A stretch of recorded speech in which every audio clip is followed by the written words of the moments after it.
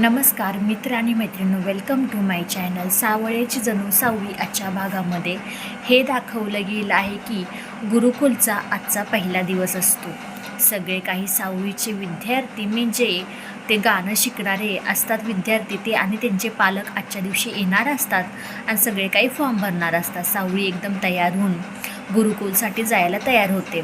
तोपर्यंत आबीर म्हणतो, आई अगं तुला एक गोष्ट सांगू का, ह्या ठिकाणी तुला बाबा जर असते ना आणि ह्या सुंदर एकदम छान रूपामध्ये तुला पाहिलं असतं ना, खूप म्हणजे खुश झाले असते आणि काहीतरी गिफ्ट दिलं असतं. आणि माझ्या डोक्यामध्ये आले की बाबांनी तुला काय गिफ्ट दिलं असतं, म्हणून मी हा गजरा तुझ्यासाठी आणला आहे. आणि बघ ना, त्या आजोबांकडून मी पैसे घेतले आणि तुझ्यासाठी मी गजरा घेऊन आलो आहे. आणि हे सगळं काही जगन्नाथ आणि सावळी बघतात आणि ऐकतात. आणि सावळीला थोडंसं इमोशनल दुःख वाटत असते की आबीरला किती कळतं आणि सेम बाबा ते जे करत होते तसंही तो करतो. तोपर्यंत ते जगन्नाथ म्हणतो, सावळी बघ, आपण कधी सारंगबरोबर त्याच्याशी बोललो नाही, त्याने कधी सारंगला भेटलासुद्धा नाही, तरीही त्याला माहीत आहे बाबा काय करत होता आईसाठी. सावळी म्हणते, हो जगन्नाथजी, तुम्ही जे काय बोलताय ना ते खरंच सगळं काही खरं आहे. ही ते गुरुकुलमध्ये जाण्यासाठी हे तिघीजणी निघतात. तो ओवी आणि अमृता तिला तुम्हाला म्हणते की ओवीला ताप आला आहे, तिची तब्येत बरोबर नाही, मी तिला दवाखान्यात घेऊन जाते असं सांगून त्या दोघीजणीसुद्धा ही ते घराच्या बाहेर पडतात. पण ही मोनिका असते. मोनिका म्हणते की अमृता, तू हिला घेऊन कुठं चालली आहेस, काय गरज आहे आत्ता बाहेर पडायची, घरातली एवढी कामं पडली आहेत.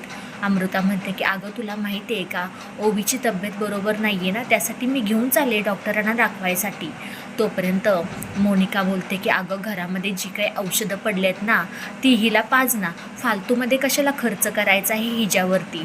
तोपर्यंत अमृता म्हणते, बरं ठीक आहे, तुझी जशी इच्छा, मी आईना एकदा विचारून येते. अमृता म्हणते की मी एकदा आईना विचारून येते तेव्हा कुठे. ही मोनिका म्हणते की थांबा गं, आईला कशाला, तुला जायची ना तर जा, एवढं कशाला हे करतेस असं म्हणल्यानंतर अमृता ओवी पटकन इथून घरातून बाहेर पडतात. पटकन बाहेर पडल्यानंतर ओवी म्हणते की अगं काकी चल ना पटकन. सावली इथे गुरुकुलमध्ये गेल्यानंतरनं इथे पहिल्यांदा सगळ्या पालकांशी मुलांशी बोलते. जगन्नाथही बोलतो की माझ्या मुलीसाठी मी हे गुरुकुल चालू केलं आहे. खूप छान गायिका आहे ती, तुम्हाला सगळ्यांना तर माहीतच आहे. तिच्याबद्दल सांगण्याचं काही वेगळी गोष्ट नाही आहे. 8 वर्षापूर्वी आमच्या दोघांमध्ये थोडीशी ताटातूट झाली आहे, पण विठुरायाच्या कृपेने आमच्यामध्ये पुन्हा एकदा एकत्र आम्ही आलो आहे असं काही सांगितल्यानंतर नाही ते जगन्नाथ त्याच्या मनातल्या भावना ते सगळ्या काही व्यक्त करतो. सावळीही थोडीशी इमोशनल होते. मुलं सगळं काही ऐकल्यानंतर नाही ते सावळी सगळ्यांना सांगते, तुम्ही सगळ्यांनी फॉर्म भरून घ्या. फॉर्म भरून घेतल्यानंतर आबीरचं असं असतं की ओवीसाठीही त्याने फॉर्म साईडला काढून ठेवलेला असतो. फॉर्म साईडला काढून ठेवल्यानंतरनं इथे ओवी आणि अमृता हे दोघीजणी येतात. आणि आल्यानंतरनं ओवी म्हणते, चल ना काकी किती उशीर झाला आहे. अमृता म्हणते, तू जा पुढे, मी नंतर मागून येते, आधी रिक्षावाल्याचे पैसे देते. हे सगळं काही चालू असताना ओवी जाते, पटकन सावळीला भेटते. इथे आबीरसुद्धा येतो. आबीर म्हणतो की मला माहीत होतं की ओवी तू येणार आहेस.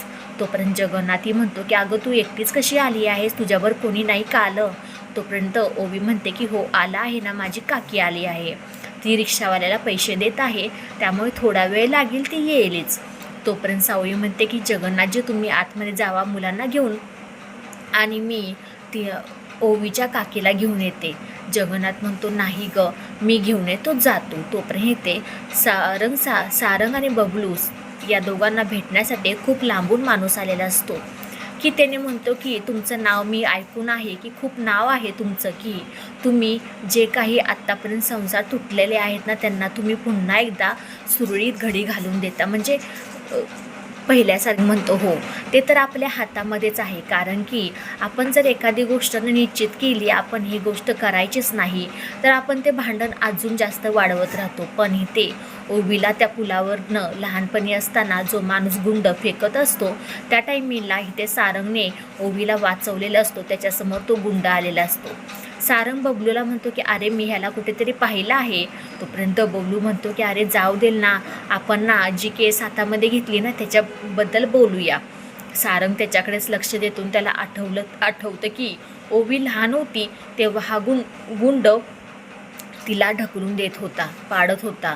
तो पटकन तिथे जातो, खांद्यावरती हात ठेवतो, म्हणते काय रे भावा, विसरलास की काय? तो म्हणतो कोण आहेस कोण तू? तोपर्यंत असं काही म्हणल्यानंतर सारंग म्हणतो की अरे माझी कुणी कॉलर जरी पकडली ना तर माझ्या लक्षात राहतं, आणि तुला तर मी चांगला धुतला आहे, कुत्र्यासारखा एकदम. गुंड एकदम पिसाळ्यावाने करतो, म्हणतो की काय बोलतोयस काय तू? अरे तुला माहिती आहे का, जी एक लहान मुलगी नुसतीच जन्मलेली होती तिला तू टाकून देत होता भर पावसामध्ये, मी वाचवलं आहे तुला. आणि ती मुलगी कोणाची आहे मला सांग आत्ताच्या आत्ता. तो गुंड तिथून पळून जातो आणि सारंग म्हणतो की काहीतरी गडबड आहे, नक्कीच ओवीचे आई बाबा कोण आहेत ह्यालाही माहीतच असणार आहे. तोपर्यंत पुढच्या भागामध्ये आपल्याला पाहायला भेटणार आहे की इथे जगन्नाथजी आणि अबीर हे दोघेजणी बसलेले असतात. बसल्यामुळे तोपर्यंत जगन्नाथ पटकन बोलून जातो की अरे तू सेम तुझ्या बाबांवाने सेम हुशार आहे. हे ऐकताच क्षणी जगन्नाथ आणि सावळी थोडेसे घाबरतात, अरे ह्याने प्रश्न कोणता विचारायला नको.